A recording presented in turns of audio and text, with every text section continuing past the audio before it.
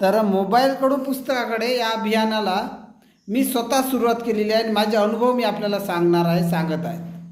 तर मी जे आपल्या सर्वांना सांगतो, खास करून शाळकरी मुलांना, कारण त्यांना भरपूर काही शिकायचं आहे आणि भरपूर पुस्तकं वाचायचं आहे. आजच जर त्यांच्या डोळ्याला चष्मा लागला किंवा आजच जर त्यांना ब्लर दिसत आहे, स्पष्ट दिसत आहे, तर येणारा काळ कसा?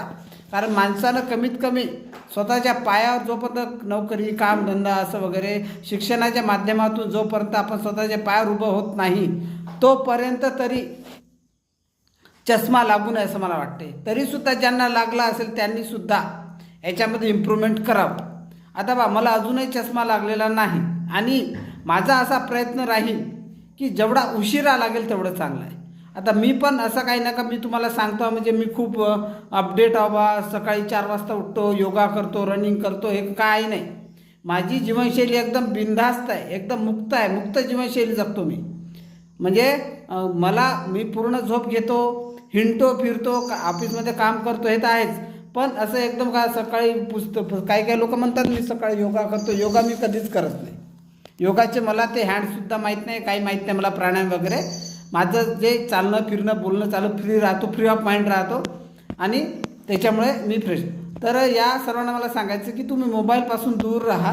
याचा अर्थ अजिबात दूर राहू नका, कारण आज जी गरज बनलेली आहे तर काही गोष्टीसाठी ते पाहिजेच असतं, परंतु त्याचा एक लिमिटेड वापर व्हावा. रात्री मोबाईल पाहू नका. मी सुद्धा पाहत होतो आत्तापर्यंत, या 2 ते दिवसापासून मी कमी केले. रात्री मलाही सवय होती, मी स्वतः सांगताना सवय होती, म्हणजे लाईट बंद करून मोबाईल पाहणे, कारण ते उठायचं, लाईट सुरू करायचा, ते मला त्रासदायक वाटायचं. परंतु मला असं वाटलं की हे जर आपण फार काळ ठेवलं तर आपल्या डोळ्याला त्रास होईल, चष्मे लागेल, मोठे मोठे जाड मोठ्या मोठ्या नंबरचे.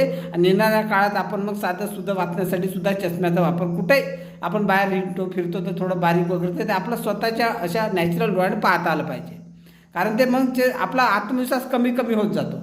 तर म्हणून म्हणतो की मोबाईलकडून पुस्तकाकडे वळा. तुम्हाला जर करमत नसेल, काही गरज असेल तर खरंच तुम्ही वाचा, हे करा ते करा, पण मोबाईलकडून पुस्तकाकडे वळा. कामा एवढा मोबाईल फक्त तेवढा ठेवायचा, ठीक आहे. तर मी जे 2-3 दिवसापासून रात्री मोबाईल पाहणं बंद केलं, दिवसा पाहतोय आता, दिवसाही दिवसेंदिवस कमी करणार आहो मी, परंतु रात्री जे मोबाईल पाहणं बंद केलं, आज माझ्या डोळ्याला चांगलं दिसतंय, स्पष्ट दिसतं. ब्लर दिसत होतं, स्पष्ट दिसतंय. आणि ज्यांना ब्लर दिसतं त्यांना चष्मा लागत नाही. मोबाईल कमी करा, ते आपोआप होते.